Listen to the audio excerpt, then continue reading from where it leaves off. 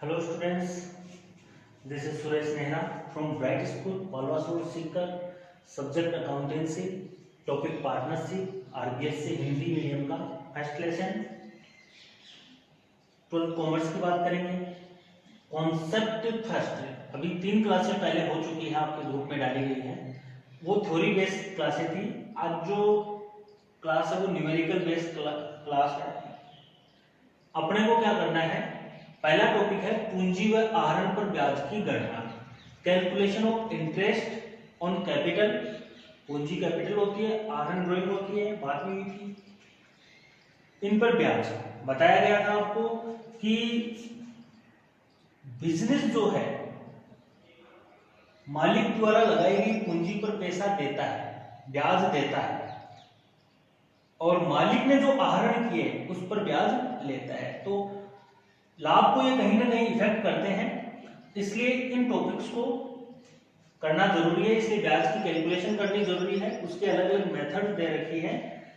देखो मेथड्स में वैसे तो 2 ही प्रकार की मेथड थी, लेकिन इसने थोड़ा सा अलग कर दिया है, तो इसके बुक के हिसाब से हम चलेंगे। बुक में इसने ये कहा है कि पहली मेथड तो है जब विभिन्न तिथियों पर असमान राशि आहरित की जाए। जब विभिन्न तिथियों पर असमान राशि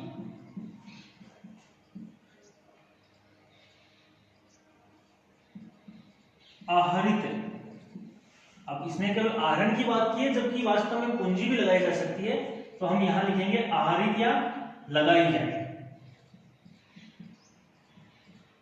लगाना पूंजी के रूप में।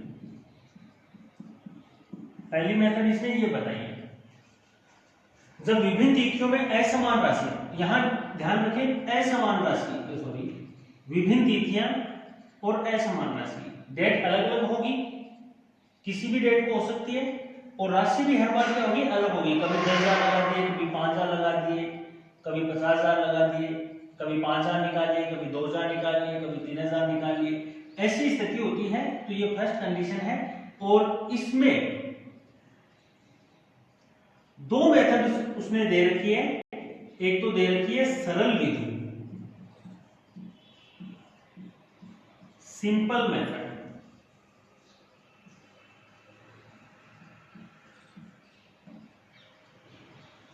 एक दे रखी है गुणनफल विधि।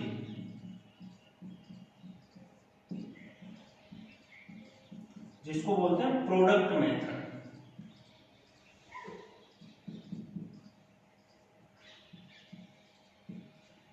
ठीक है, ये जो विधि है वो अच्छी विधि है, या यूं कहूं कि इस विधि में कुछ कमियां हैं जो ये विधि पूरी कर रही है, तो ये पूर्ण विधि है।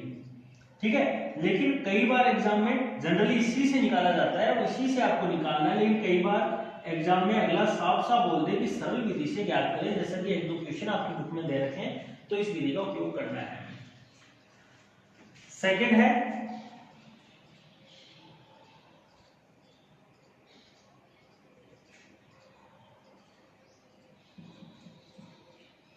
जब समान तिथियों को या फिर निश्चित अंतराल बाद, जब निश्चित अंतराल बाद एक समान राशि आहरित की जाए या फिर लगाई जाए, ऐसी स्थिति जब होती है तो वो सेकंड मेथड कहलाती है। उसमें देखो इन दोनों में फर्क इतना है, इसमें एक निश्चित अंतराल बाद, मतलब एक अंतर फिक्स होगा, हर 2 महीने के बाद, हर 1 महीने के बाद, हर 3 महीने के बाद। ठीक है, एक समान राशि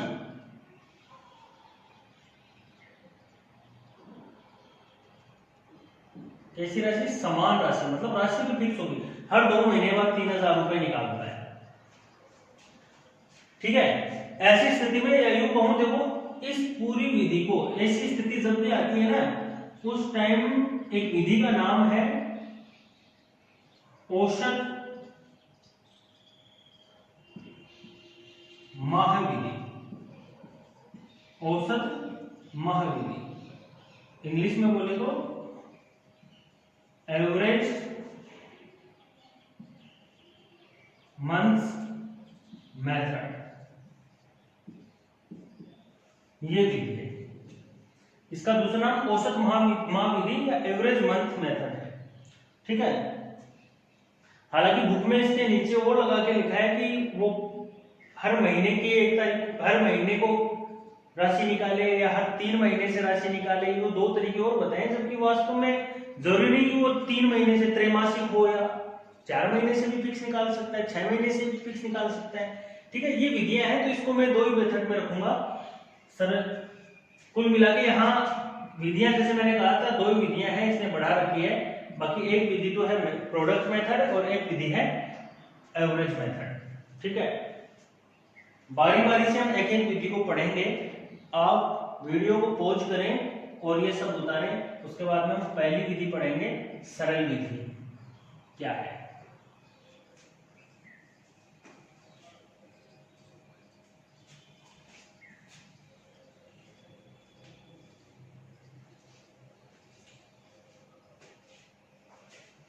सरल विधि जो फर्स्ट है उसका ए है सरल विधि। देखो भाई, सरल विधि कुछ है ही नहीं। अपने रूटीन में हम जो ब्याज ज्ञात करते हैं वो सरल मेथड से हम ज्ञात करते हैं। यूं कहूं, जैसे हमने बचपन में पढ़ा होगा, मैथ्स में पढ़ा होगा 9वीं 10वीं 8वीं 5वीं में कि मूलधन गुणा दर गुणा समय बटा 100, इससे हम ब्याज ज्ञात करते हैं। सीधा ब्याज जिसको बोलते हैं, वो सरल विधि है, ठीक है। इसका फॉर्मूला आप देख लें।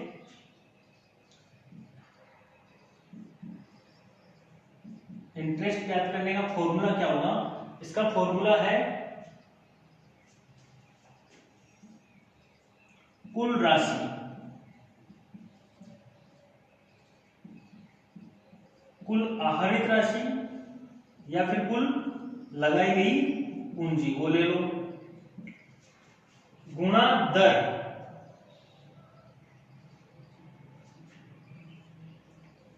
बटा 100 गुणा समय। अब समय अगर 1 वर्ष है तो वो दिखाने की जरूरत नहीं है, या फिर यूं कहूं कि समय कई बार माह में दिया होगा तो माह है जो दिए गए हैं बटा 12 कर दोगे। अगर समय किसी भी वजह से आपको दिनों में दिया हुआ है, ब्याज के दिनों में इतने दिन का ब्याज ज्ञात करो, तो ऐसी स्थिति में दिनों की संख्या और जाहिर सी बात है एक ईयर में 12 महीने होते हैं, दिन कितने होते हैं? 365 होते हैं। ये इसका एक सीधा सा फॉर्मूला है। इसमें वैसे क्वेश्चन भी है, मैं बताना उसे उचित नहीं समझता। ऑनलाइन क्लास में एकदम इजी क्वेश्चन है, रखना है केवल, ठीक है। चलो बता देता हूं एग्जाम्पल। आपकी बुक में 5वां एग्जाम्पल है, बुक पास में रखें। देखो, इसने कहा है राम एक फर्म में साझेदार है, उसके द्वारा निम्नलिखित राशियां आहरित की गई। 31/5/2016 को 2000 रुपए। उसने कहा राम द्वारा आहरित राशि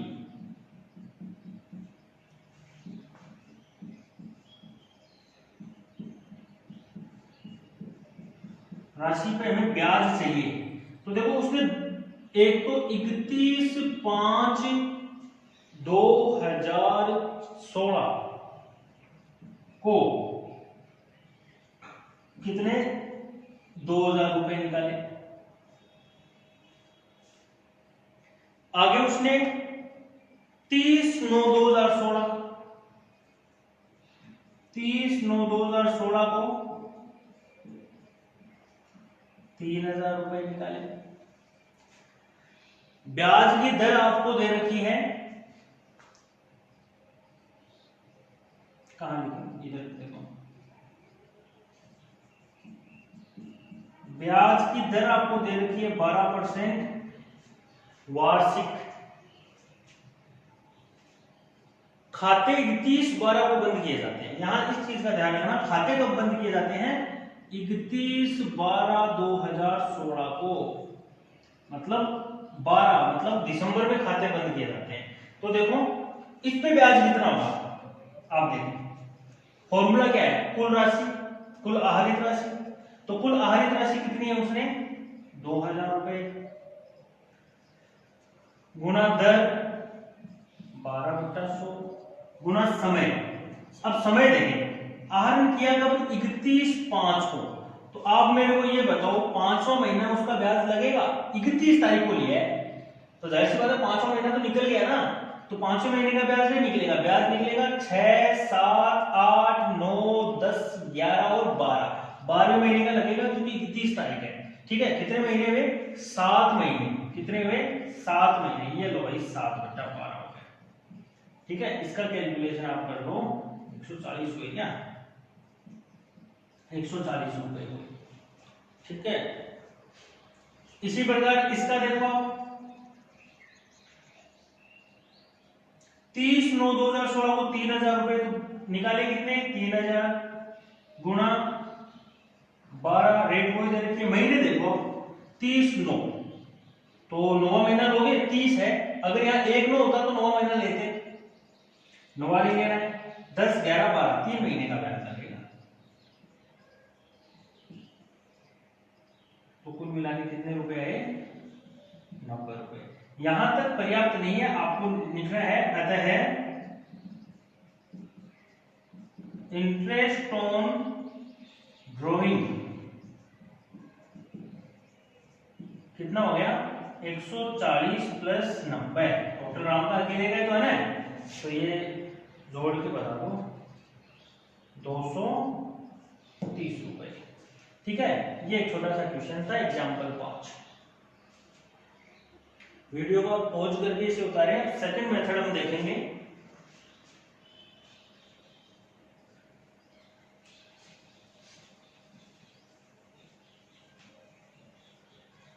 अभी जो क्वेश्चन था उसको हम सेकंड मेथड से भी निकाल सकते थे।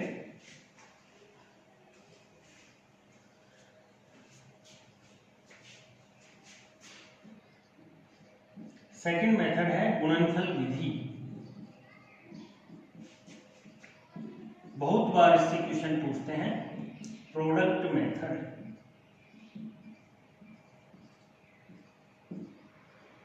इस मेथड में देखो क्या होता है, इस मेथड की कुछ बातें हैं, कुछ विशेषताएं हैं। पहली बात तो यह है इंटरेस्ट ऑन कैपिटल और इंटरेस्ट ऑन ड्रॉइंग दोनों चीजों को निकालेगी जैसे पिछली वाली मेथड निकाल गई है। सेकंड बात इसमें है कि कुछ हमें काम करना पड़ेगा, इसकी एक स्टेप बाय स्टेप हमें काम करना पड़ेगा। इसमें पहली स्टेप ये है कि हमें एक एनालिसिस टेबल बनाना पड़ेगा। एनालिसिस टेबल हमें इसमें बनानी पड़ेगी। एनालिसिस टेबल होती है विश्लेषण तालिका, जो केवल विश्लेषण के काम में आती है, वैसे कोई क्वेश्चन का पार्ट नहीं होती। ठीक है, डेट अमाउंट, पहला कॉलम होगा डेट का, दूसरा कॉलम होगा अमाउंट का।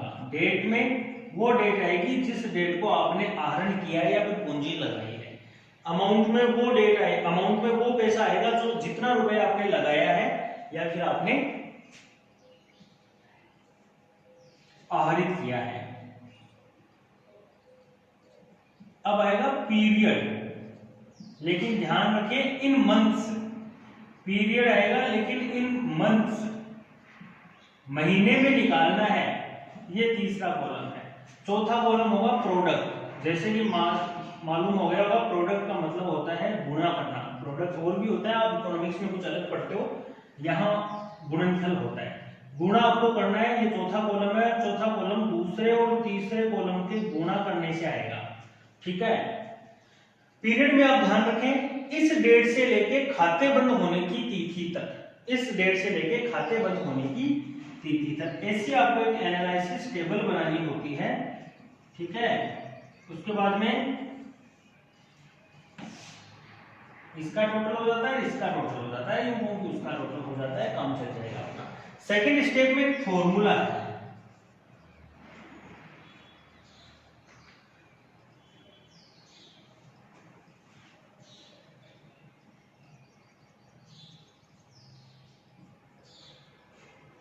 इंटरेस्ट याद करने का फॉर्मूला, इंटरेस्ट ऑन ड्राइंग ले लो या फिर कैपिटल ले लो, जो भी है, total of product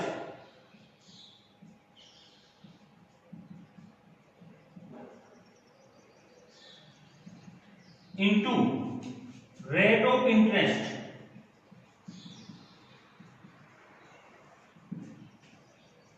upon 100 into 12। कोई बता सकता है ये 12 कैसे आया? अरे भाई हमने क्या किया था, जो कैलकुलेशन महीने में की है ना, तो महीने तो गुणा होके आ गए, देखो तीसरा गुणा होके आ गया ना इसमें, इसलिए अभी अब पीछे वाले में किया था ना महीने का भाग, जितने भी महीने थे उसमें 12 का भाग दिया था, तो वही 12 लिया हमने यहाँ। ठीक है, ये स्टेप सेकंड है। इन दो स्टेप्स में एक क्वेश्चन होने वाला है, एक छोटा सा काल्पनिक एग्जांपल हम लोग ले लेते हैं, उसके आधार पर हम ये क्वेश्चन करेंगे। एग्जांपल 6 इसने दे रखा है, इसी में कर लेते हैं।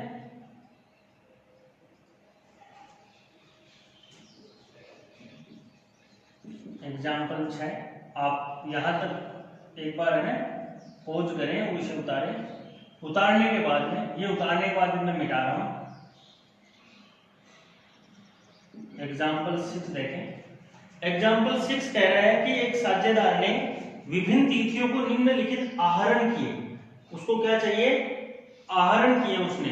ठीक है, डेट दे रखी है, डेट ऑफ ड्रॉइंग 1/4/2016, उसने देखो डेट में तो डेट डालो 1/4/2016 को, तो उसने पैसा निकाला है 1000 रुपए।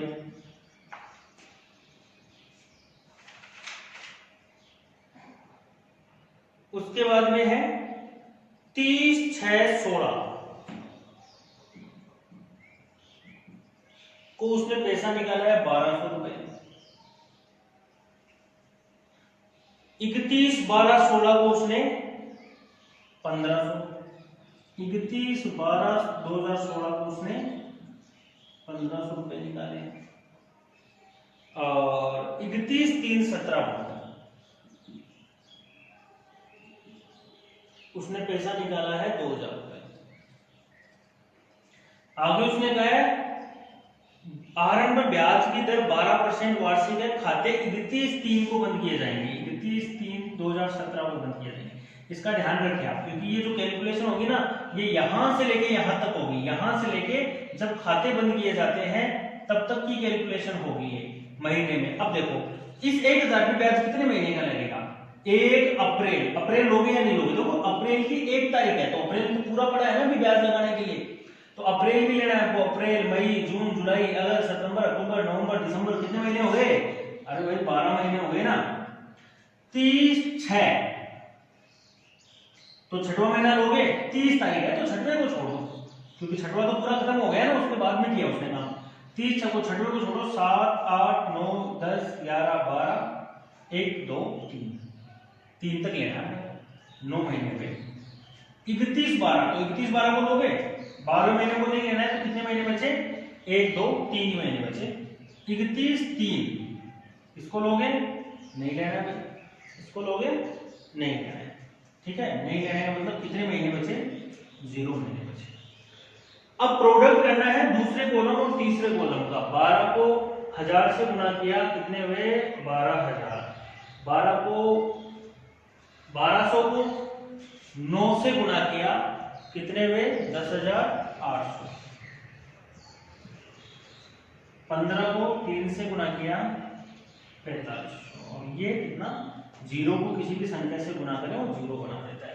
अब हमें टोटल निकालना है, टोटल किसका निकालेंगे, फॉर्मूले के अकॉर्डिंग टोटल ऑफ प्रोडक्ट चाहिए हमें, तो बस टोटल ऑफ प्रोडक्ट चाहिए, तो इसका टोटल करो, टोटल कितना है इसका, 27,300।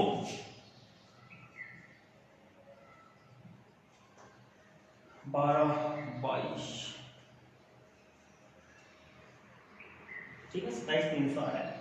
उसके बाद में आपको नीचे क्या करना है, टेबल के नीचे लिखना है इंटरेस्ट ऑन, इस क्वेश्चन में ड्राइंग पूछा है तो आप लिखिए इंटरेस्ट ऑन ड्राइंग्स, फॉर्मूला लिखिए total of product into rate of interest, total of product कितनी 27,300 into rate of interest, question में रेट दे रखी है ना, क्वेश्चन में 12% वार्षिक, तो ये लो भाई 12% अपॉन 100 इंटू 12, ये फॉर्मूले में रख दिया, तो कुल मिलाकर कितना आया, ये 2 जीरो करके 273 रुपए आ गए, ये आंसर हो गए।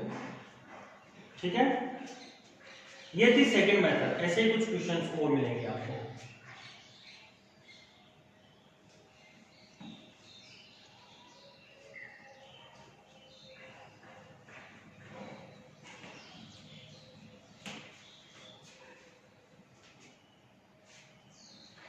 इसके बाद में थर्ड मेथड है, या यूं कहूं वैसे उधर वाली सेकंड मेथड है, पहले की 2 मेथड हो गई, अब सेकंड मेथड है एवरेज मेथड।